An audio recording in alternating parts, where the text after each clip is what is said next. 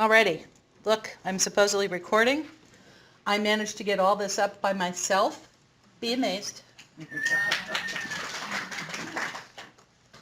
Not only am I a mom and a business owner, apparently I am an IT technician. So today we're going to talk about out of the family home, creating and working a real transition plan. Now, a lot of the information we're going to talk about today really does apply to any kid, neurodiverse or not, and regardless of severity.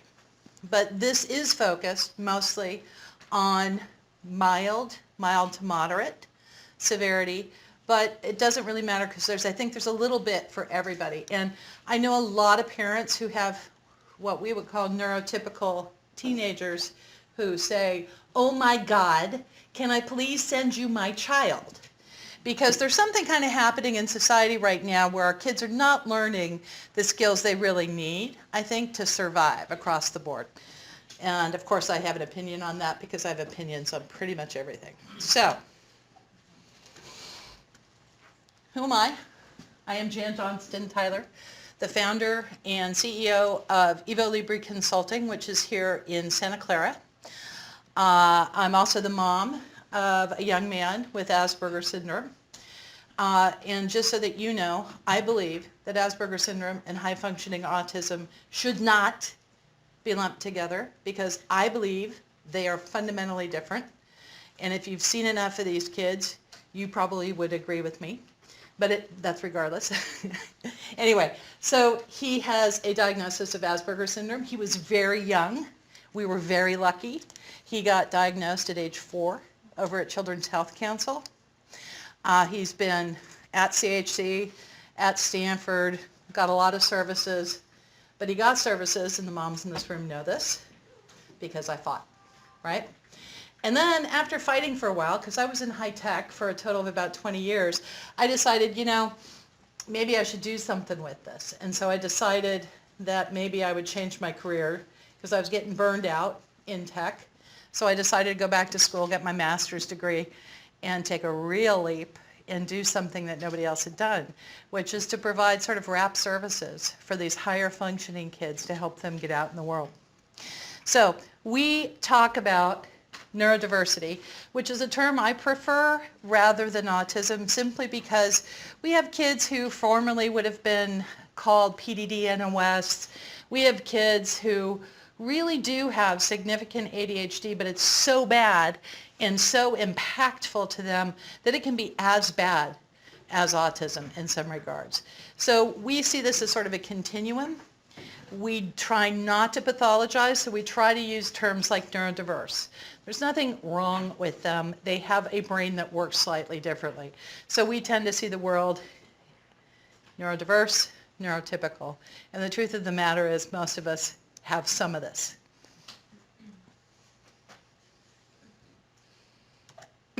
So, how do we get here? I see a lot of parents who come in who are on the verge of their own nervous breakdown. They were kind of, oftentimes they've worked really hard in elementary school and middle school. They get into high school, bumpy transition, but usually sophomore and junior year, there's like this, wow, things are okay. Maybe not great, but okay. And then they realize, holy crap, he's going to graduate probably with a diploma. I have no idea what's going to happen next. And these are the questions. And this is pretty much what people look like when they come in. So, can or should my child go to college? If so, what type? Can my child live independently in a dorm? If not, what are my options? Can we afford them? Can my child handle his or her own finances, or will I always be writing checks? Can my child remember to take a bath once in a while? Will she remember to brush her teeth, take his or her meds? What will my child do for social activities? Will she make friends as an adult? Will she ever marry? Kids, have kids. I don't want him or her having sex. What about transportation? My child can't drive. Should she learn to drive? Is that important? Learning to cook, going to the dentist, remembering birthdays, buying clothes. Oh my God. So that's the fear, right? And like I say, by the way, there's plenty of neurotypical kids who are not ready either. So it's pretty overwhelming. So when we break down the amount of things that any kid really needs to learn, it can be overwhelming. And so we like to break things down because that's the way my brain is. Probably a little autistic. I break things down. I like to sort things. Taxonomy works for me.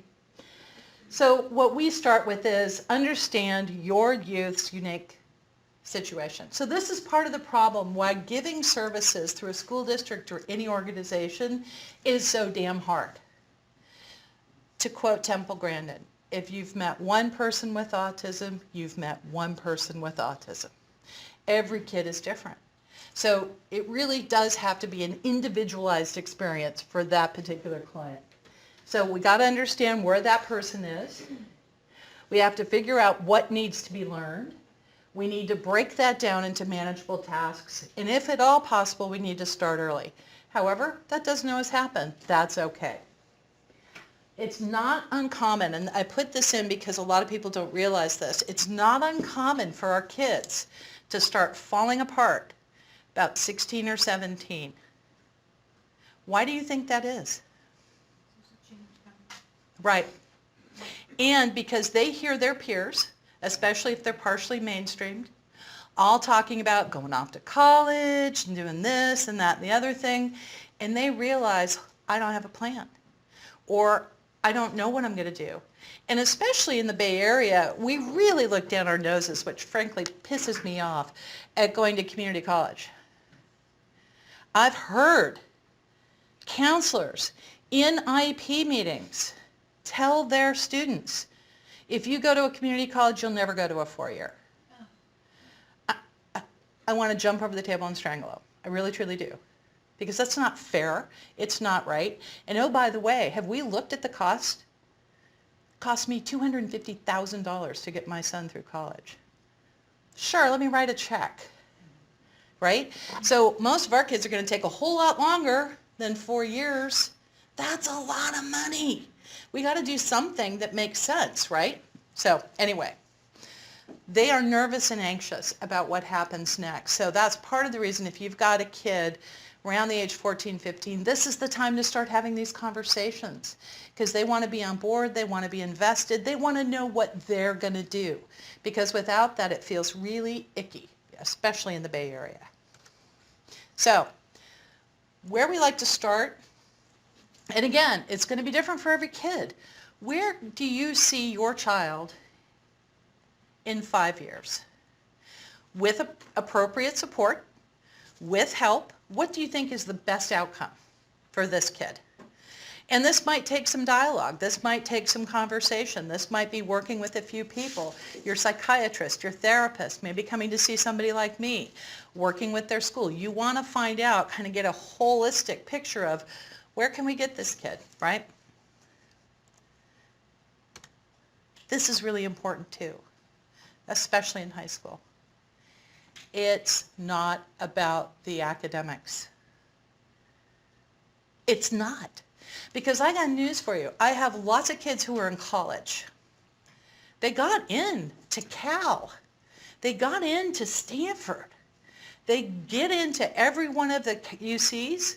They get into all of the Cal States. They get into all the private schools. That's not the problem. They don't know how to take care of themselves. They can't get up in the morning.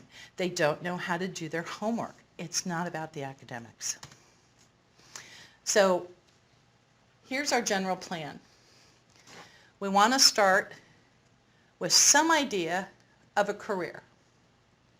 Some idea. Now, at age 16, did any of you know exactly what you were going to do? Hell no. Now, at age 16, what I wanted to do, I wanted to be a high school teacher. Went to UC Berkeley, got my degree, accepted into the teaching credential program. Prop 13 passed.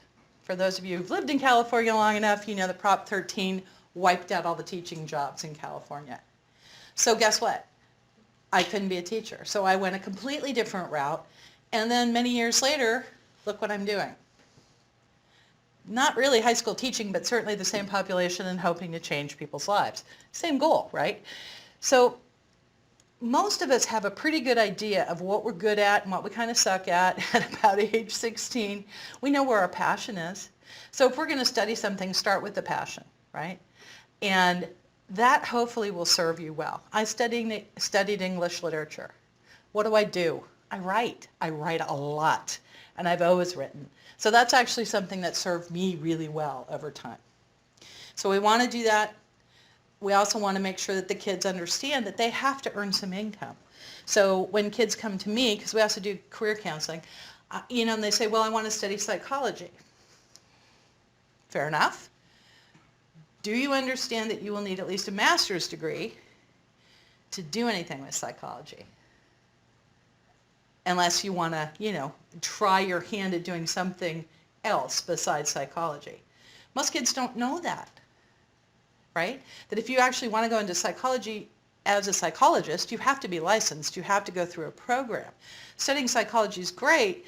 It can be very difficult, though, to break into business with a degree in psychology. Not impossible, but if you look at the statistics about field of study and what kind of jobs people get, it's rarely going to be a match for something like a bachelor's degree in psychology.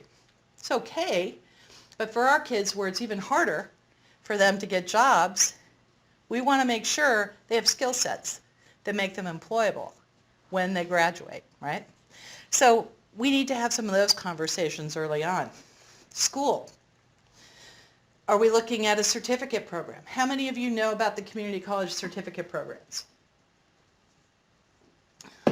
State of California has some fabulous certificate programs that originally were designed for people who already had a bachelor's degree who wanted to change careers. This was like 20, 30 years ago. Now they are basically the programming for an associate's degree without the general education. So for kids who want to study media, who want to become, for example, a web designer, who hated high school, hated every bit of it, what we frequently will do is have them start by doing the certificate because they're really excited about using Adobe products. They're really interested in learning how to do websites, but make them take another math or English class right off the bat and they will bolt. So let them take the class, right? So let them take the classes they want to take. Let them get enthused about education. Let them study what they want to study. Then, once they get the habit of doing college, and they kind of realize, oh, this is kind of on my own time, and I get to have some decision here, then we can add in some other general education and help them work towards an associate's degree. Once they've finished, if they do finish an associate's degree, or prior to that, obviously, we'd want to think about going in, transferring to a 4-year. So, baby steps. Baby steps. Some kids on the spectrum can go right into a 4-year. They'll be okay. Some kids, not at all. We have to take these little baby steps. Vocational or educational, this is another thing that we don't do really well here in the Bay Area. And that is we assume that if you're on the spectrum, of course you're going to go into testing or programming. Duh. Well, not every kid's going to make it through college. Not every kid should be. And I know a lot of people on the spectrum. A lot of them don't like computers. Can we respect that? Please? If they want to do crafts, can we find a way for them to do that instead? We have a lot of women on the spectrum who want to go into early child care. They're very nurturing and loving, a little goofy, but they can do that. So that should be an option, right? So there's vocational programs. There's obviously career paths for the more professional. We have to open it up. And in California, like I say, we do a really poor job. We have very few vocational programs in our high schools. There are more and more happening at the community college. There will be more coming to high school because things are changing at the state level. But right now, it's tough. Employment. Or excuse me, I skipped one. So RAP program or gap year, or even gap years. So how much support and ILS amelioration do we need? We'll talk more about that. Employment, are we looking at full-time, part-time, retail, fast food? Remember, a lot of entry-level jobs in the Bay Area are customer-facing. That can be a problem. There are a few others, but most of them are customer-facing. And that's just kind of the reality. We don't have much manufacturing. We have a lot of people who come in and say, I would like my kid to get a job doing data entry. In order to get a job doing data entry, usually you need to go sign up with a temp agency because most of those are temp jobs now. So we have to be a little bit creative. Living at home, and for how long? OMG, right? We have had people come in the door with 40-year-old kids who very rarely leave their bedroom. So we have to have an idea of how long, keep it time framed. And independent living skills. My check-in for this is, if mom and dad left the family home for 3 weeks, would your kid die? And of course they laugh, which is, because it is a bit of a joke. Can they go shopping? Can they cook? Can they remember to feed the pets? Will they answer the door if the firemen come knocking because the house is burning down? I mean, basic stuff. But can your kids do that?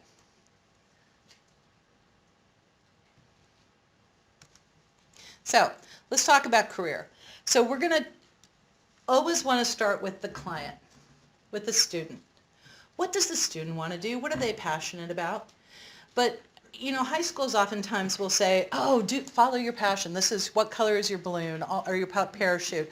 All of that good stuff. Follow your passion. I take more of the Chris Rowe's kind of mentality. Not Chris, what's his first name?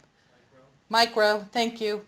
His mentality of, screw the passion, that's all well and fine. You have to work for a living.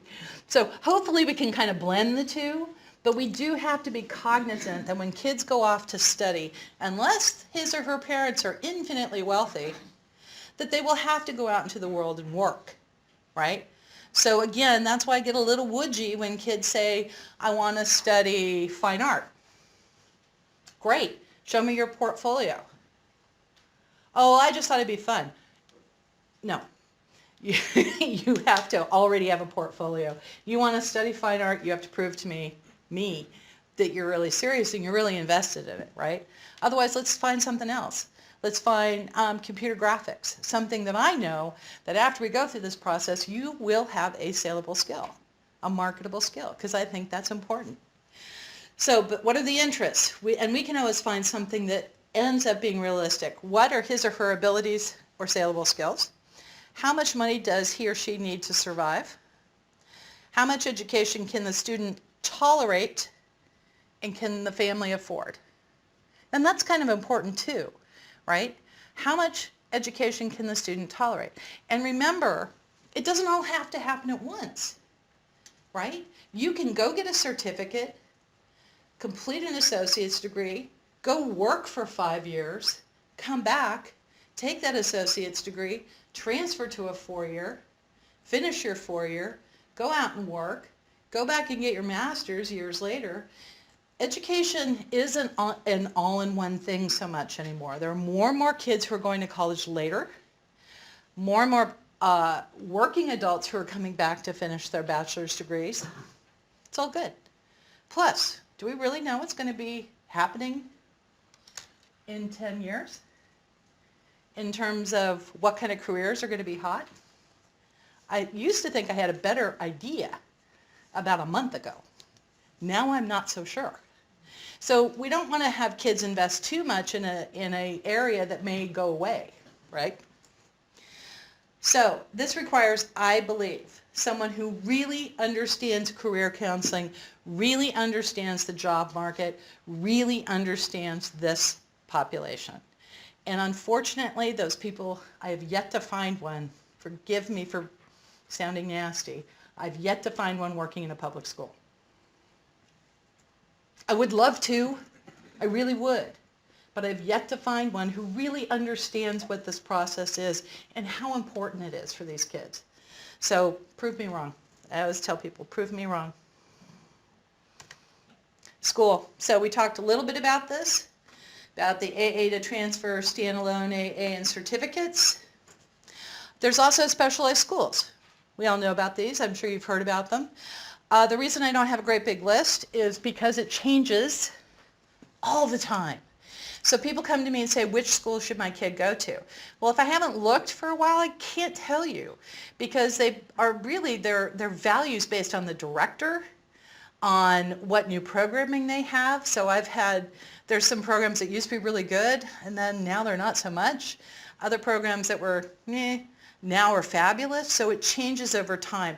So every parent, every family should really invest the time to study what's out there and make sure that it's a good fit for your kid. Traditional 4 years, there's more and more embedded programs happening now. I had the pleasure of going over to Cal State East Bay. I was really excited by that program because I think it's really good. They had a rocky start, but now they're up and running. And there's many more, and hopefully more will be coming. And then there's RAP programs like College Learning Experience, like College Internship Program. The problem with them is they're really expensive.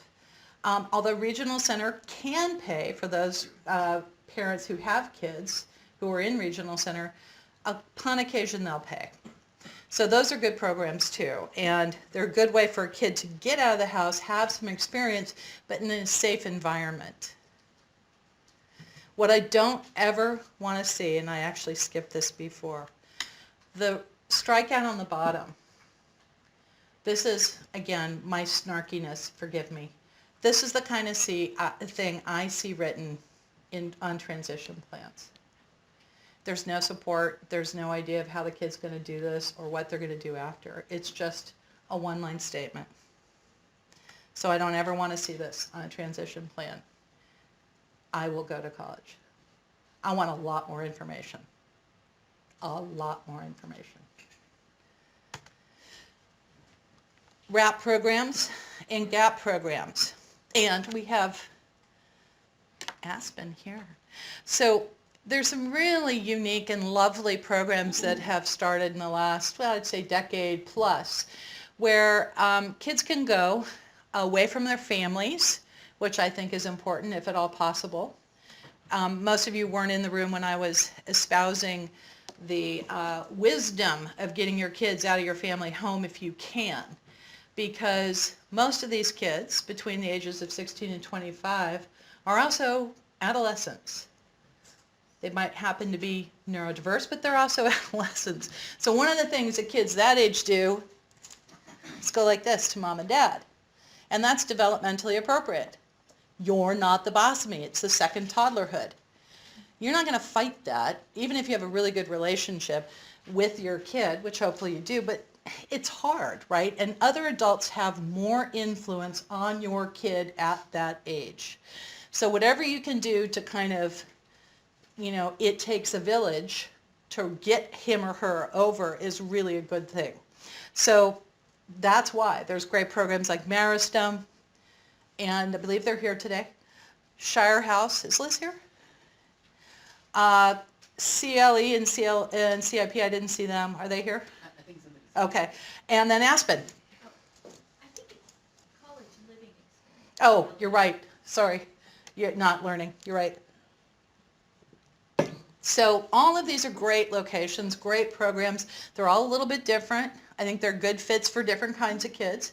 So again, you really have to kind of do your homework and find what's going to work. But what does work, I think, is a highly structured gap year plus, volunteering, community service, living with others, independent living skills.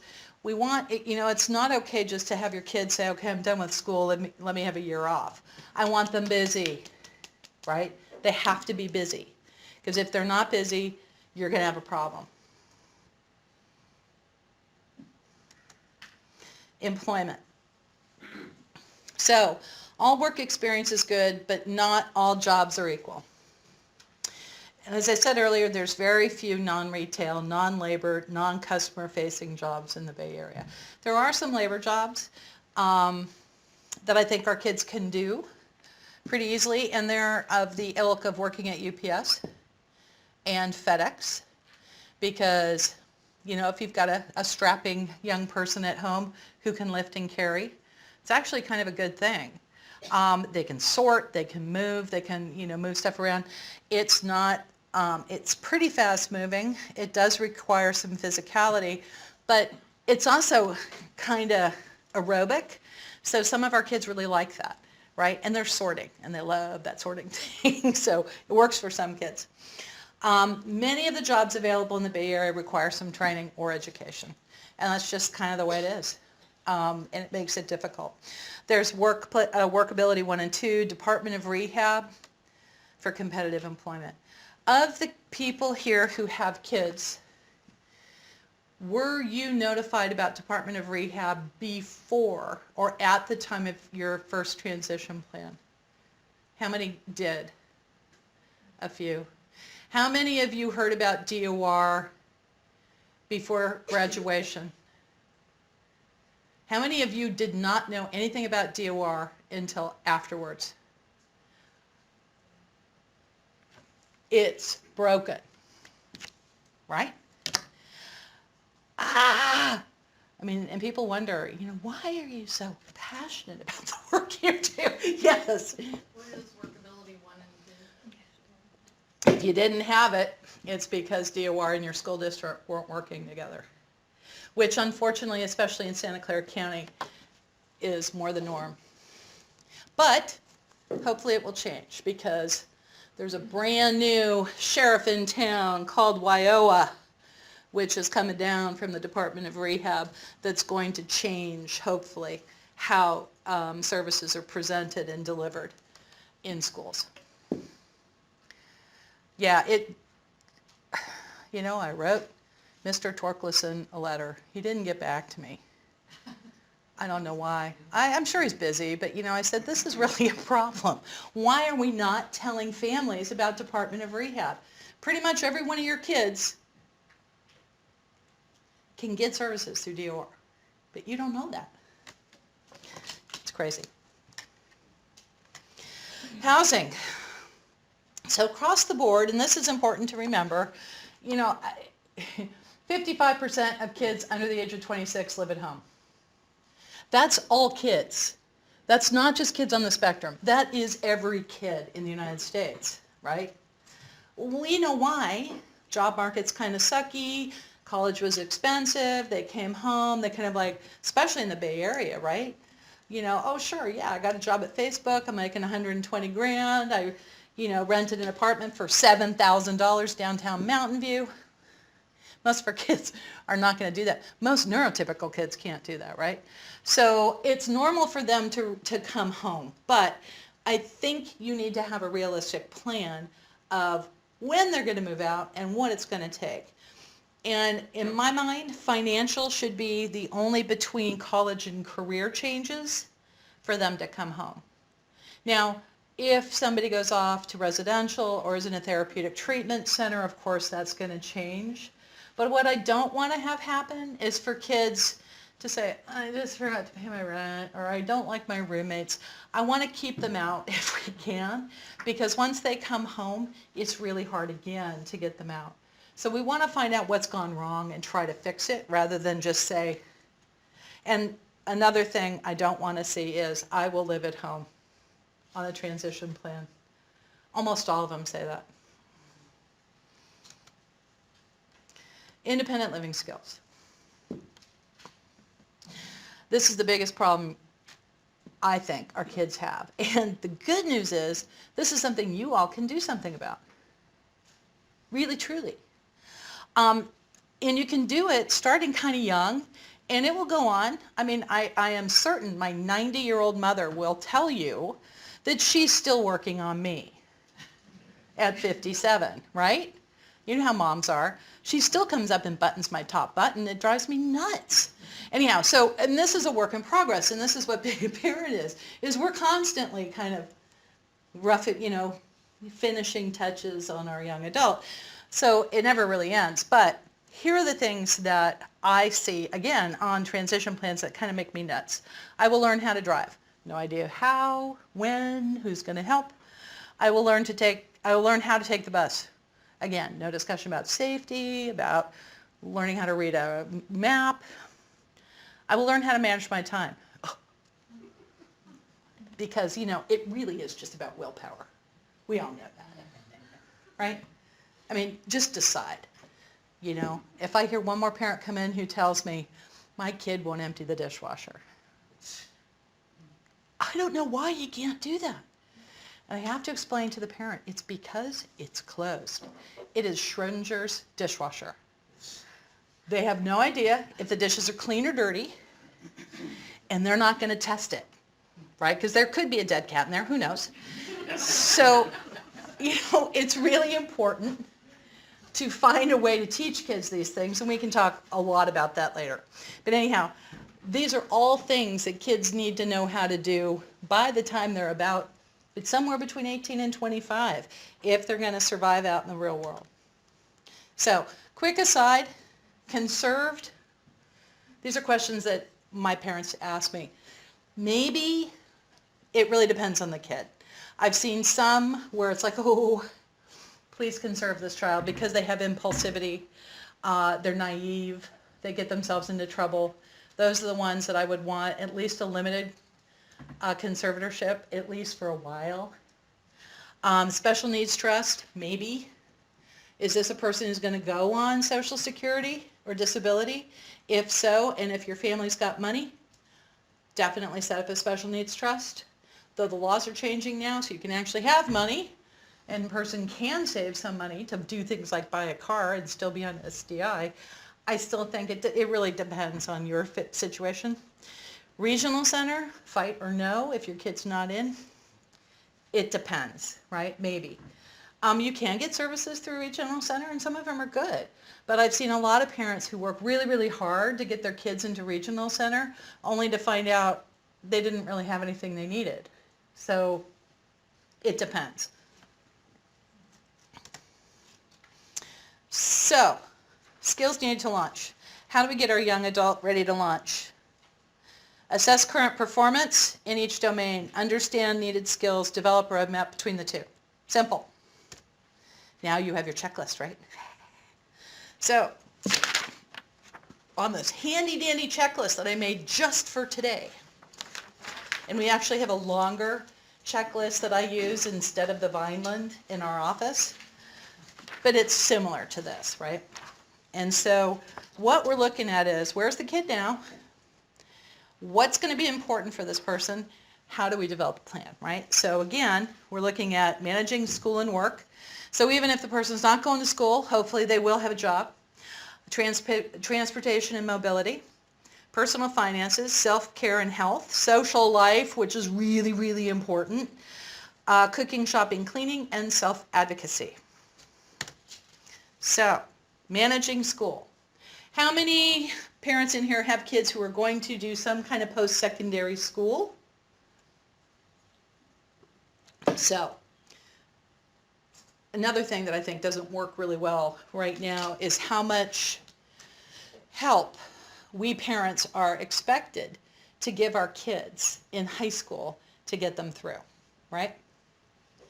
It's a personal bête noire of mine, because once they go off to college, I have a bachelor's degree. I'm really not interested in getting a second one. I sure didn't want to get one in chemistry and physics. So I wasn't going to go to college with my son. So he had to learn how to stand up and do this stuff on his own, right?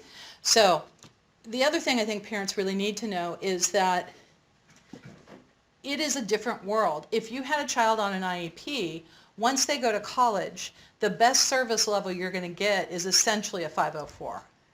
And if you know the difference between the two, you know that the student's going to have to go get the services, self-advocate for his or her own self, have to talk to the professor about needed accommodations, is going to have to request notes from somebody else. I mean, it requires a lot of work.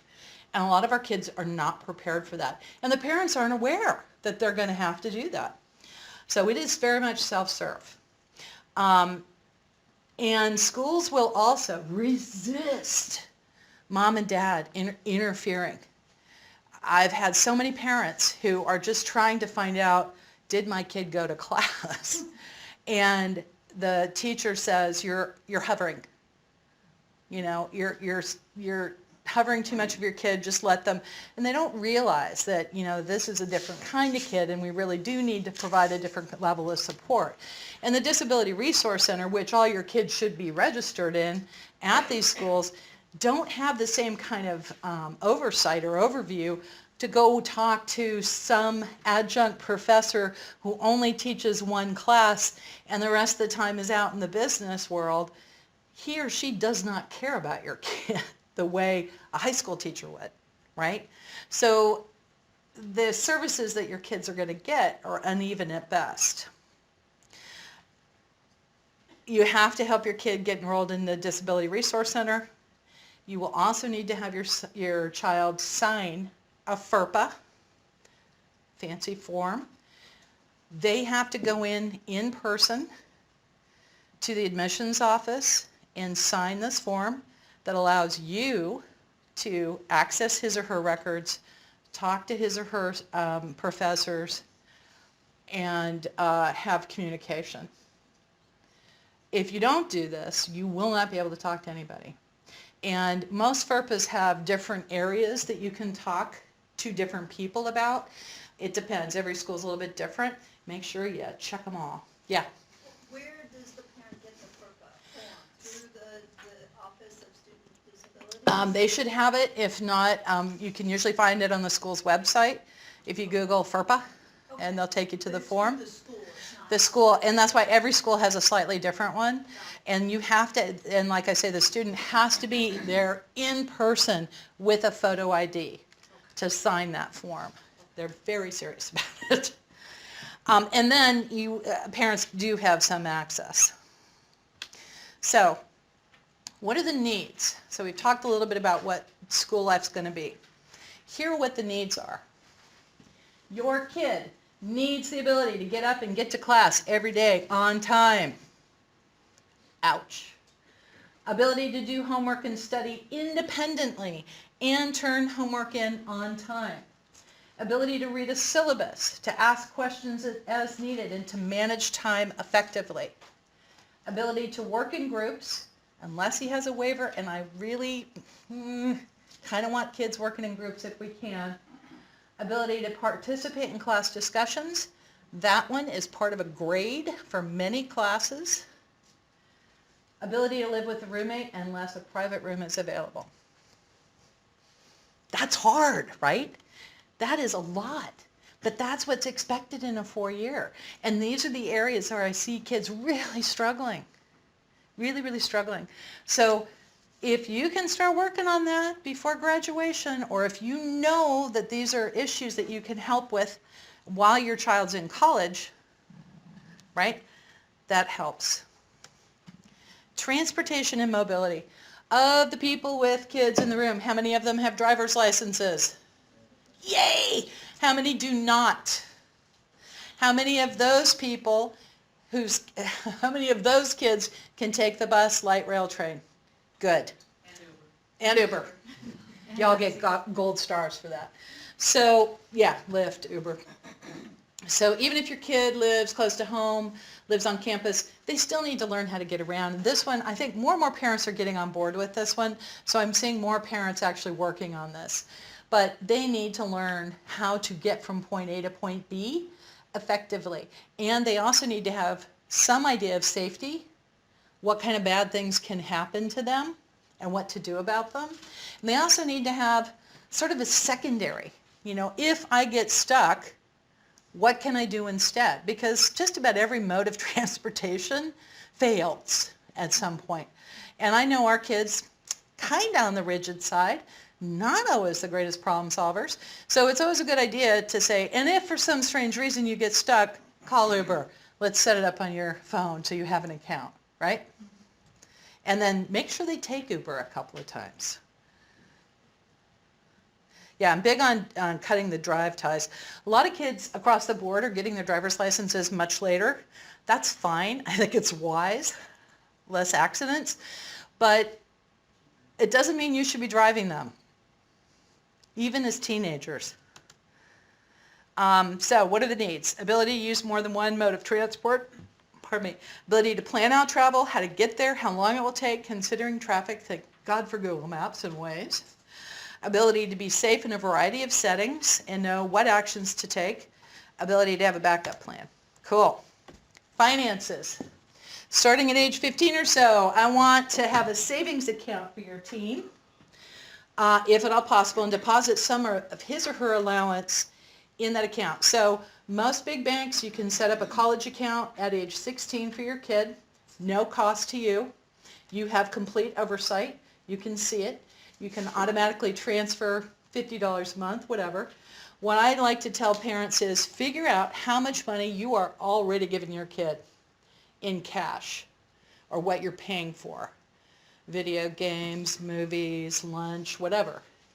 Stop giving them that money on a daily basis. Put it in a checking account. Give them a debit card if you can, because they need to feel money coming in, money going out. Money coming in, money coming out. When it comes to them in $5 bills every day, they're not seeing the bigger picture. I want to try to train them early on about what it looks like to have $50, whoa! And then, holy cow, I have a 99 cents and I have lunches for the next 2 weeks. Yeah. Yeah, so one lesson we learned is be really careful how the account gets set up. You need to turn off overdraft. And once they become old enough to go to the bank themselves, Mm-hmm. they don't do that. So our son got him, he has some things turned over to a collection agency because he just went to, got money. And Just they- opened and accounts. they kept giving him money kept to the opening. tune of, Are you kidding me? one bank gave him almost $1,000 before they turned it over to him. And he had no clue, it was just, the debit Well, card we was had a like. clue- we had a clue enough, he did it. Yeah, so you really have to turn off, and in Bank of America, it's really hard to find. Wells Fargo, it's a little easier to find that magic button that says no overdraft, because what that does is your card is denied at point of sale. So if you try to swipe it, it says, which of course us adults would hate because it'd be terribly embarrassing if something didn't clear, right? But for our kids, they really need to feel that kind of zap. Now, with credit and other things, yeah, I know. It just, that's another one of my bête noirs. If you are on my Facebook page, you know how I feel about banks. Anyway, yeah, so be careful. Let's see.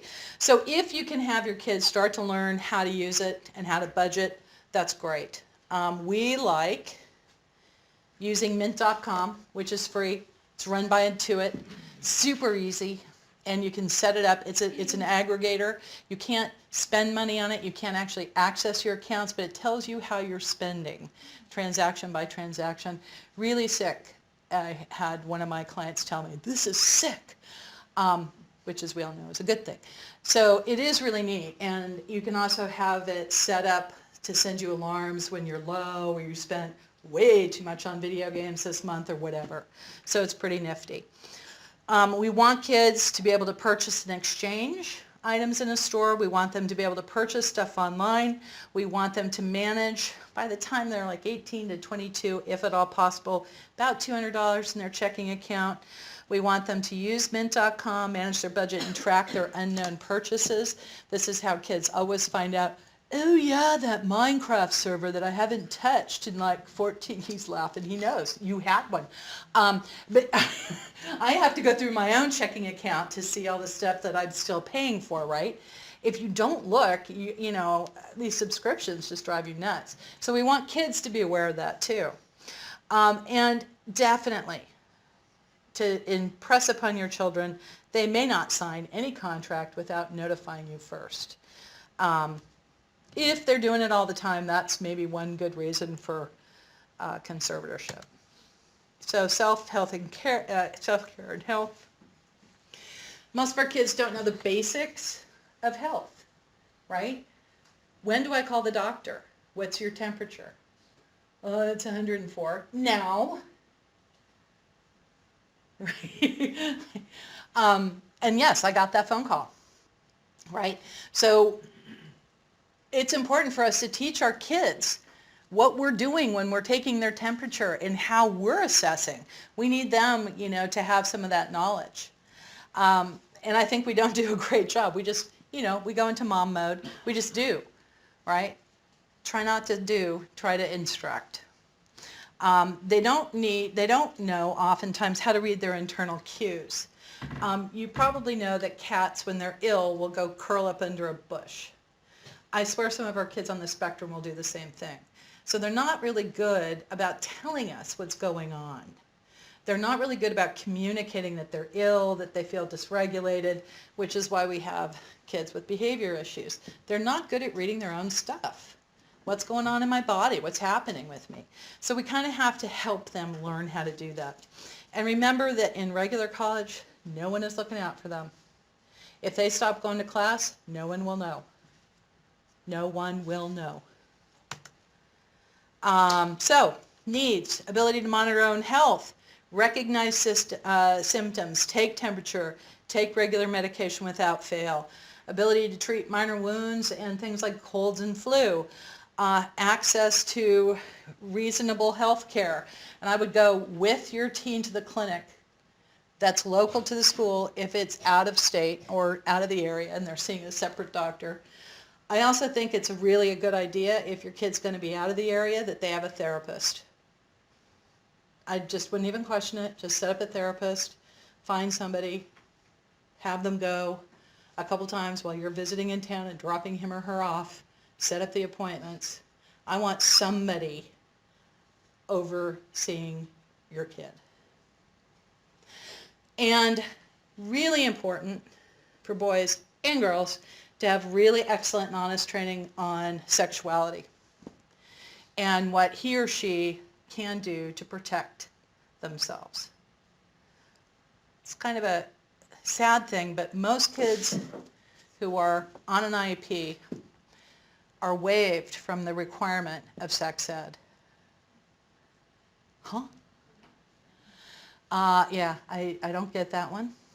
It depends. It's school by school.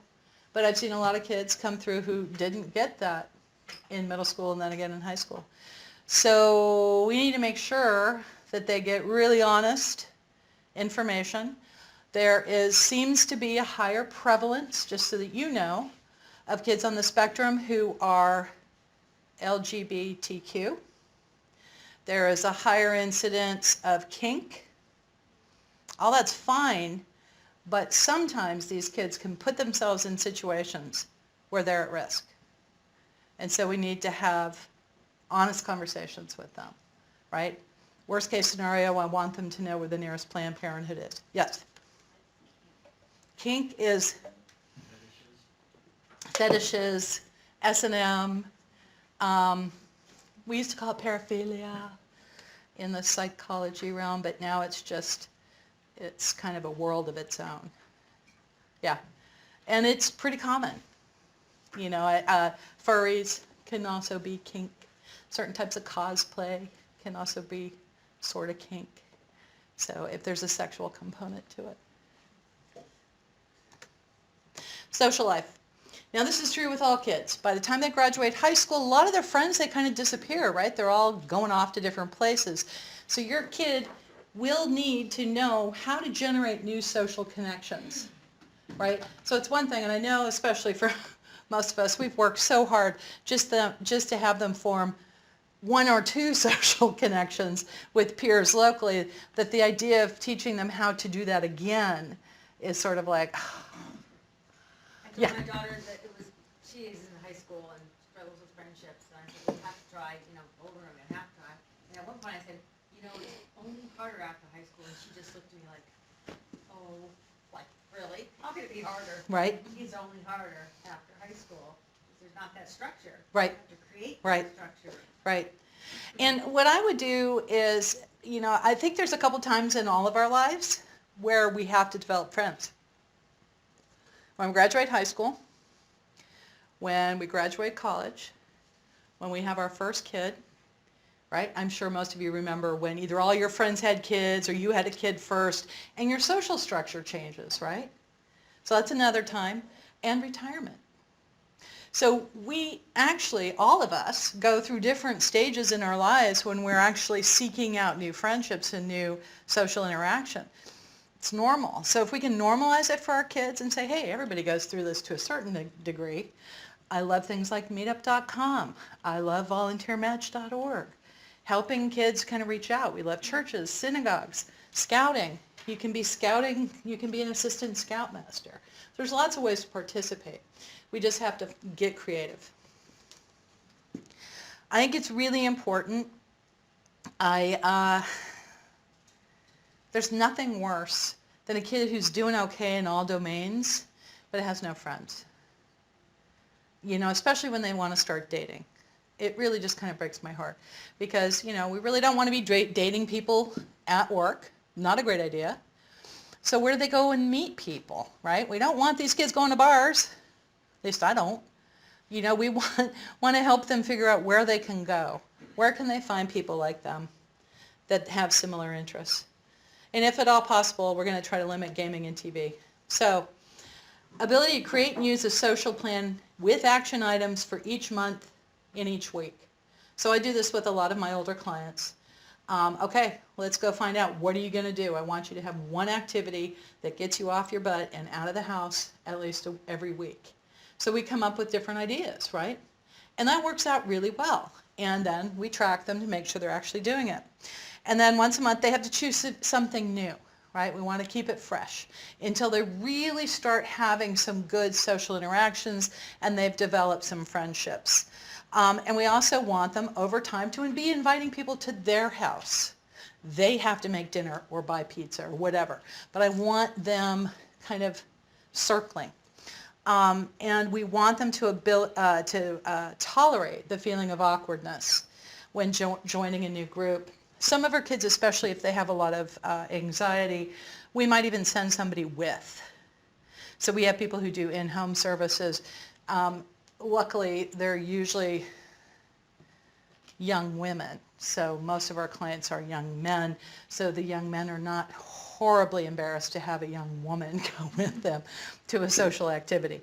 And we always have them introduced. Oh, this is my cousin. She's in from, you know, out of town or whatever. But that way we can help the person kind of join, because that's difficult to do for all of us. It's hard for all of us, and that's another thing to tell your kid. I hate walking into a room of people I don't know. Most of us feel that way. Your kid doesn't know that. And if they're interested in dating, remind him or her that the social plan can be used for dating, but they got to be social first before they start dating. Otherwise, bad things happen. A lot of rejection. Question? Yes. Jen, I just wanted, can I say something about meetup.com? Sure. Because it's almost become as popular as like Craigslist is, so there are a lot of scammers. Yes, yes. Competitors, so just to pass that on, I do it for photography and I've been targeted, so just for any naive. Really? So just for any naive child that didn't know, just to kind of give them a heads up that it's not just, you know. Got it. And we try, again, you know, I would always want it to be supervised, meaning I know where you're going to be. And, you know, for the first couple of times, you can also tell a fair amount by who, you know, by how long the meetup's been around, how many people are there, how active it is. But you're right, there are some creepsters out there who will show up. We had one come to one of our meetup events, this was years ago, who was way too old. He just showed up, and he was a sexual predator. And I had to kick him to Sunday. Yes?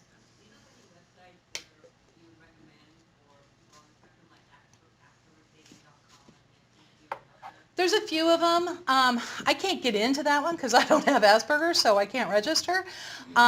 There's wrongplanet.net, which is one of my faves that's been around forever. There's several of them. They kind of come and go. Wrong Planet's been around for a long time. But I would say keep looking. Yes? One of the clients that we work with uses Spectrum Singles, Mm-hmm. and they, I guess. Is that the mother and daughter one? Do you know? I don't know, but you have to go through a screening process Yeah. to make sure you actually have ASD, and I guess there are online monitors to make sure people aren't getting sent like explicit pictures. Good. I've never used it or seen it, but this is what's been reported to me, so. Spectrum Singles.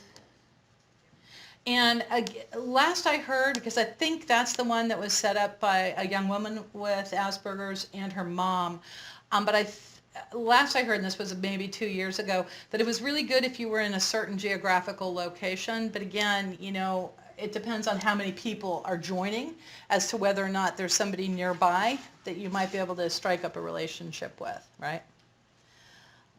Okay, cooking and shopping. How many of your kids cook? How many of your kids cook for you? Change that. Good. I think every kid should be cooking if they're living at home after the age of 18. They should be preparing at least one meal a week for the family. I think that's really important. I think kids need to learn how to cook. Kids spend way too much money on food, eating out. They don't eat well. They don't know how to create a meal for somebody else. I think that that's kind of criminal. I should say that my first job out of college, I was a chef in Berkeley, so I do have a little bit of predisposition towards the importance of cooking, but I think it's important. So teach your kid, drag them into the kitchen, show them how to stock a pantry, teach them how to cook at least a couple meals. And I think it's important for every kid to have a signature dish, so when they get invited somewhere, they will be asked to bring their signature dish. My son in high school found this great recipe for brownies, and so he made brownies cocaine and was sent, which is the British version of brownies, but they're really good. They're the crunchy ones on top. And he got invited just because of the brownies. Oh my God! But at least he got to go, right? So I'm loving that. It's a good way to socialize. So ability to plan and shop for healthy, reasonably priced food. Ability to cook and clean up. We have a rule in our house: whoever cooks does not clean, and whoever, and that includes for me. So if my kids cook, I'm the one doing the cleaning up. I think that's fair. Understand the cost for health and pocketbook of fast food. Understand the necessity of proteins, whole grains, fruits, and vegetables. Most kids on the spectrum have one whole. Sometimes it's fruit. They refuse to eat fruit. Sometimes it's veggies. They refuse to eat veggies. I've never met a kid who wouldn't eat pasta, but I'm sure there's one out there. But usually they have one area, so you have to teach them how to get that nutrition into their system. And widen the spectrum over and over again. And I know that's hard because we have a lot of kids with very restrictive diets. Keep throwing new stuff in as you can. Self-advocacy. This is hard to teach short term. We want to spend considerable time verbally problem solving with our kids in typical scenarios. Now, when I started teaching my son how to drive, I remember that one of the things I tried to do is basically drive out loud, right? So, okay, look, I'm coming up to the signal here. I'm trying to gauge, is it going to turn red or not? So I'm going to slow down, take my foot off the brake or off the pedal just to slow a hair. So I tried to talk through what I was doing. I think we need to do more of that across the board because it really does help kids. Oh, and of course the problem with driving, with somebody who's new to driving, they will tell you everything you do wrong over and over again. They're the worst backseat drivers. Make sure your teen talks over things with you, with a therapist, with a good friend. They need several people to talk to. Probably the toughest things to teach to this population is what to do, how to recognize and what to do when they're stuck, how to recognize and what to do when they've been wronged, teaching gray. That means not everything's black or white, but lots of stuff is gray, and teaching resiliency. Those are the ones that I see the most difficulty with in my practice. So, ability to know when he or she needs help and has the right to self-advocate appropriately. Ability to calm down and not act in anger. Learn how to calm down. So I see a lot of, I read a lot of reports. I read a lot of IEPs. And it never ceases to amaze me that people expect these kids to calm down without teaching them. Well, we've taught them the skills on how to calm down, but there's a critical piece that has never been taught, that they're about to blow. So we don't teach kids oftentimes what that escalation feels like in the body What's going on? My hands are sweating, my heart is racing, I'm having trouble thinking. We don't teach the biological warning signs oftentimes. We have to start there.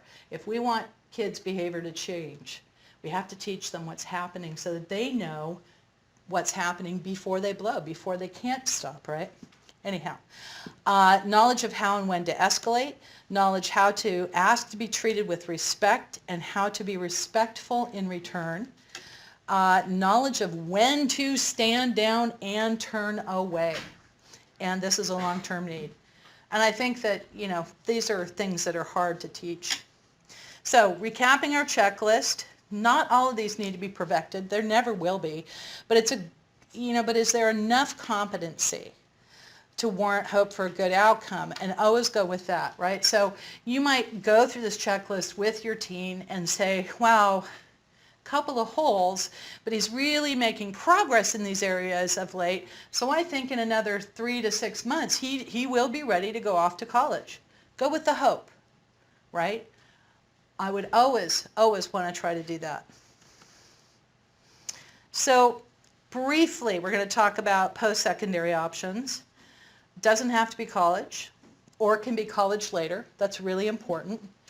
More and more focus on skill-based learning than traditional four-year degrees in the workplace, I think, is happening with everything from A+ certification training to usability testing. There's different ways to get some of those jobs.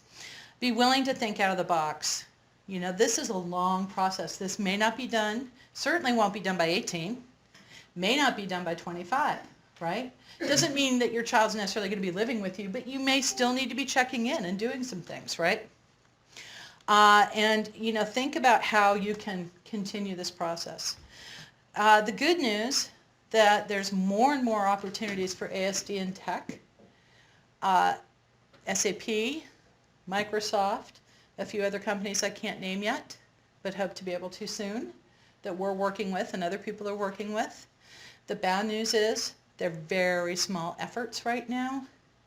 One company said, we intend to hire 10 people on the autism spectrum in the next year. Great, except that you're a company of 35,000 people. So it's kind of not making a dent. But more, right? More like that. Bottom line, find a saleable skill you like, can do well, go from there in terms of employment. And then housing options, sucks. We live in Silicon Valley. Ooh. This is the most expensive place to live outside of New York City right now. I love group homes that parents pull together to create. I love programs like Aspen. I love programs like Shire House.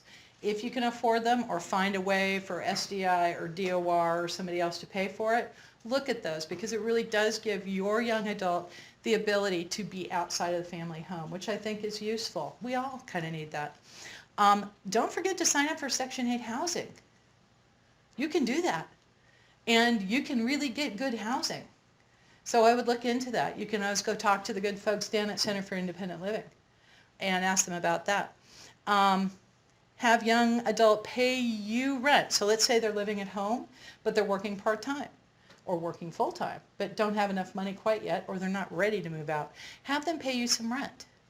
Take that money, squirrel it away, and that's their nest egg to move out later on down the road.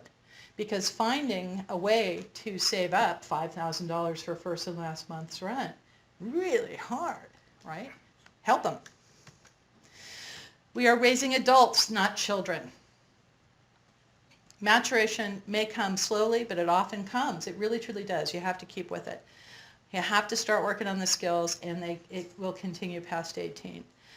We want to set realistic, client-centric, your kid's got to be delivering this, goals. Look realistically where the young adult is now, build programming and scaffolding towards those goals. And that's it.